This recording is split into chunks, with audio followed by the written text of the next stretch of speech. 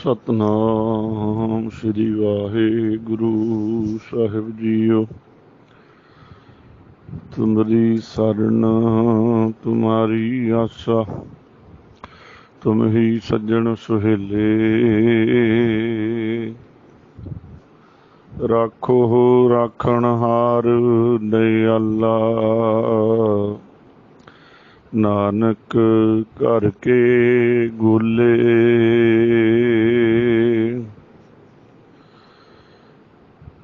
तेरे कवन कवन गुण कह कह गावां, तू साहिब गुणी निधाना।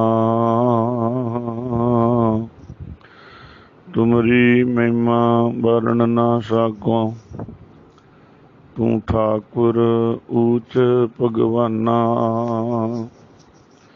जाका ठाकुर ऊंचा होई, सो जन पर घर जात ना सोही।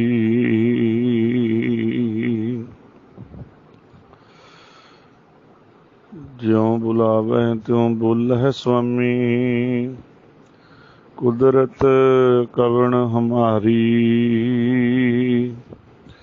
साध संग नानक जस गायो,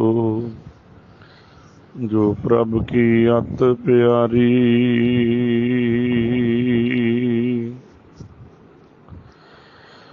माते मतंग जरे जार संग, अनूप उतंग सुरंग सवारे। कोट तुरंग कुरंग से कूदत, कोट तुरंग कुरंग से कूदत। पौन के गौन को जात निवारे। पारी पुजान के भूप भली बिद, नियावत सीसना जाट बिचारे। एते पहे तो कहाँ पहे भूपत, एते पहे तो कहाँ पहे भूपत। अंत को नांगे ही पाए पधारे।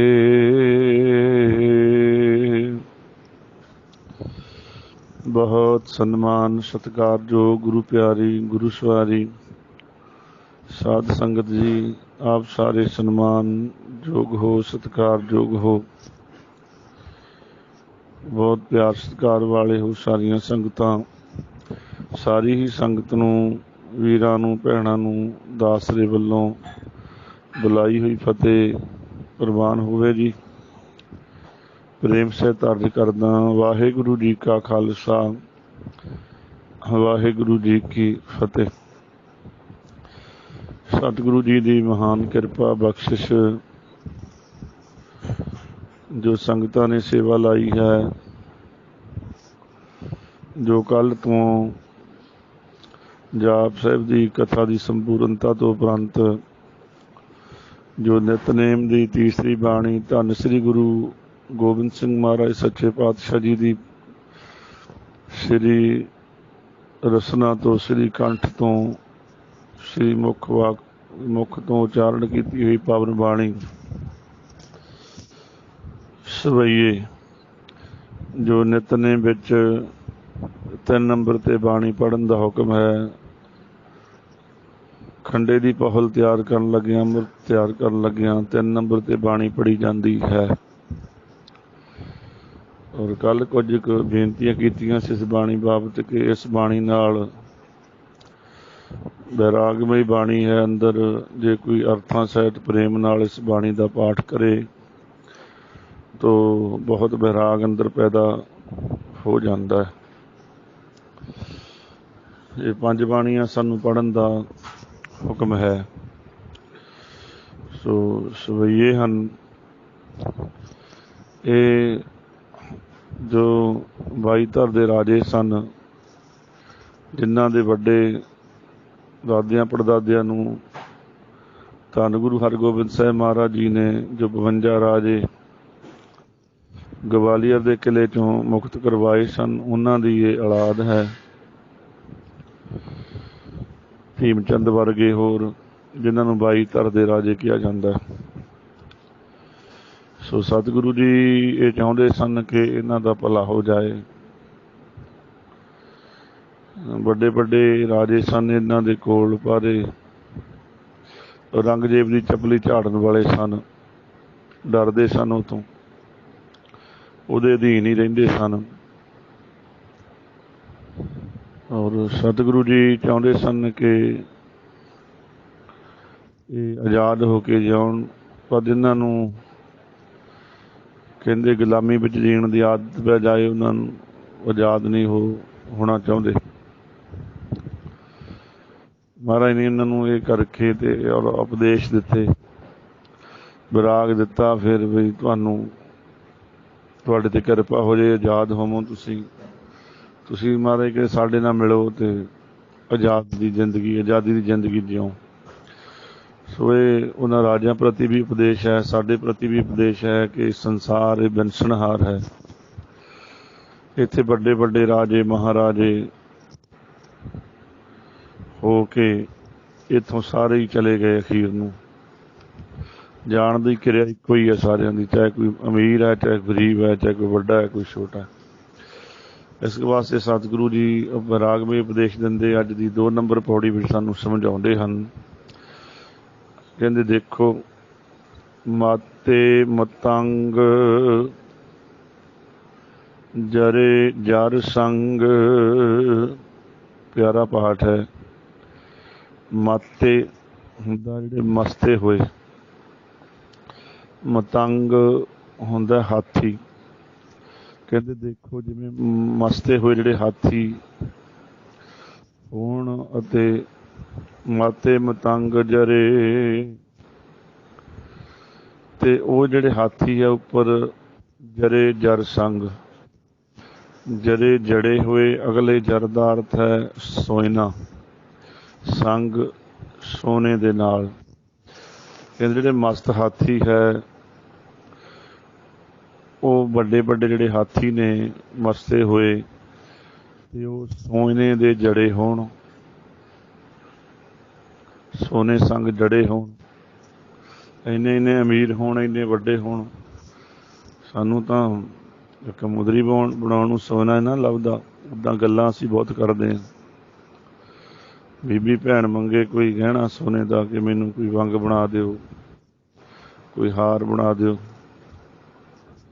ते कहंदा पैसे कित्थों आउण।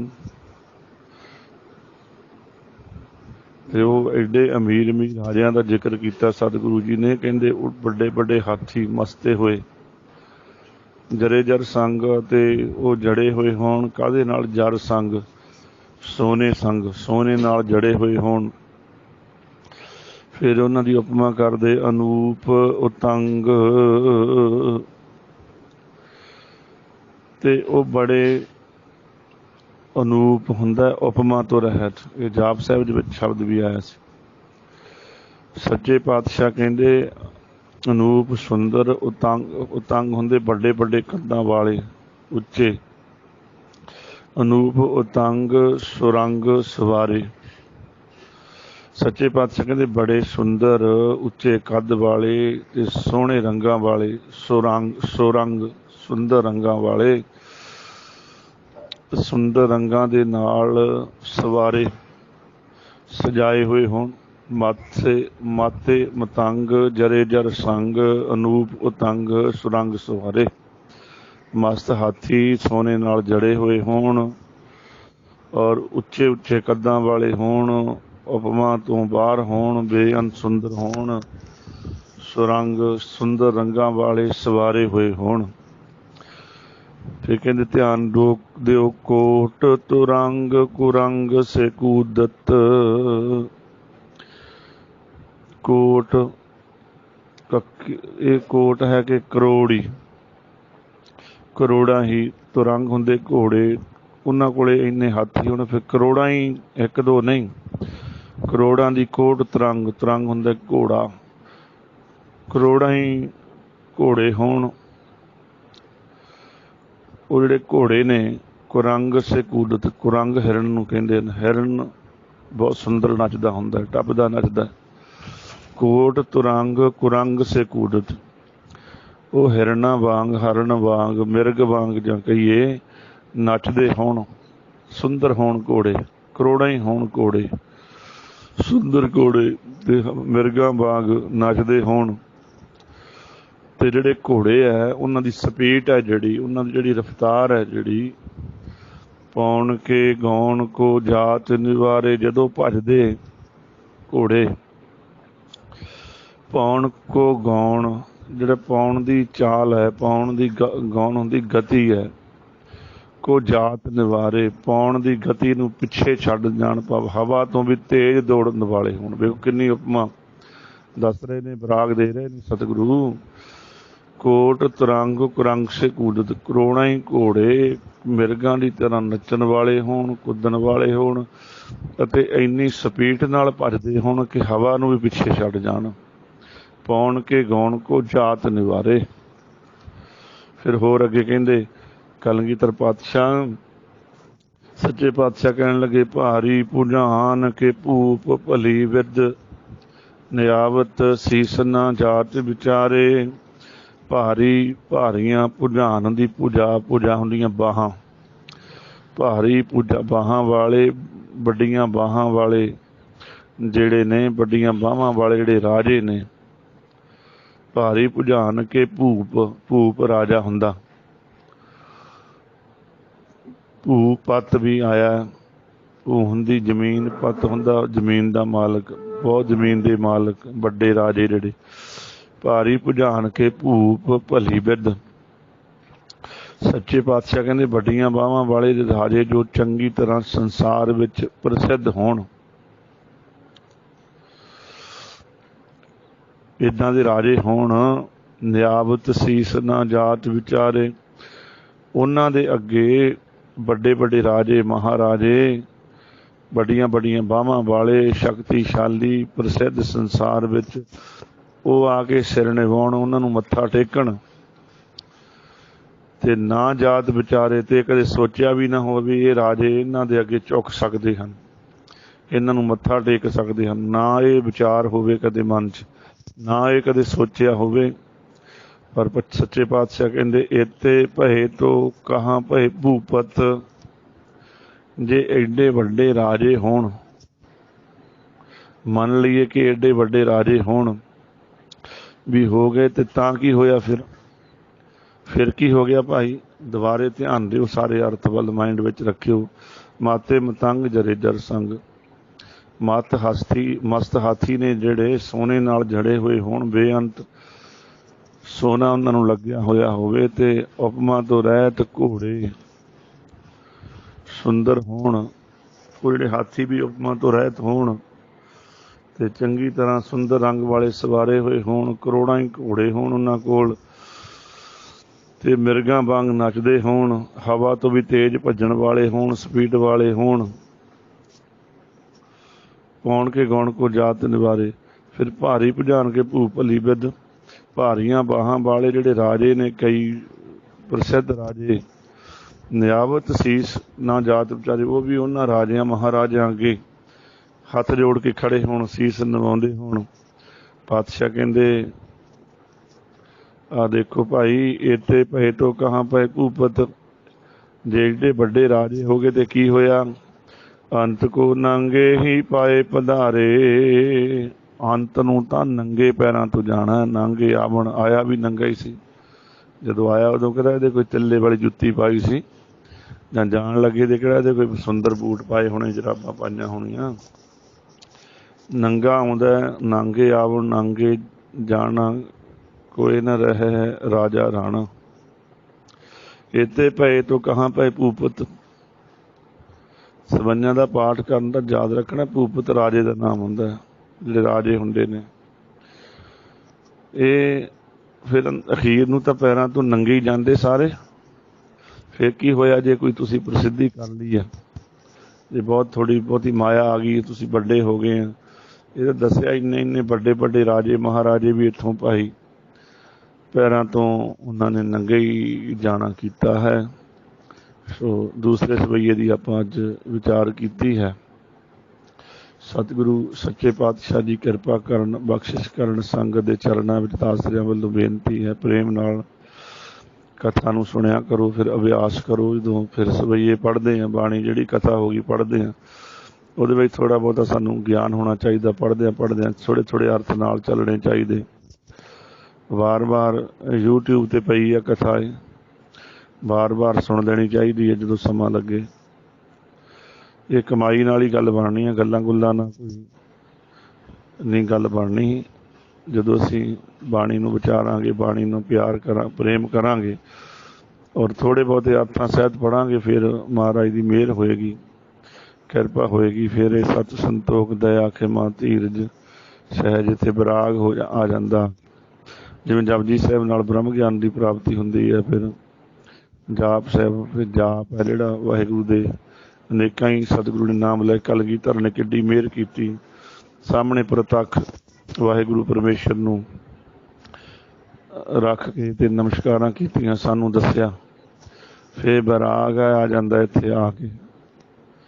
फिर चौपाई साहिब विच निरभौ ते निर्वैर हो जाता, डर तो बंदा रहत हो जाता, बीर रस में चलिया जाता है, आनंद विच आनंद ही है। फिर अगे अगे विचारांगे, जे संगत का हुक्म होएगा, जिवें गुरु की मेहर होएगी। सो अज की सेवा जो 2 नंबर सवैया आपां विचार कीती है, ये अज की सेवा इन्नी प्रवान करनी। सत्संग भुल्लां गरीब जान के, अनजान जान के, क्योंकि ज्ञान तो हीणा ज्यों हाँ, शरदा तो हीणा हाँ, ज्ञान तो हीणा हाँ। पर संगत किरपा करे, गुरु अपनी मेहर वरताए। सो इन्नियां बेनतियां प्रवान करनियां। प्रेम सहित फतेह अर्ज करना प्रवान करनी जी। वाहिगुरू जी का खालसा, वाहिगुरू जी की फतेह।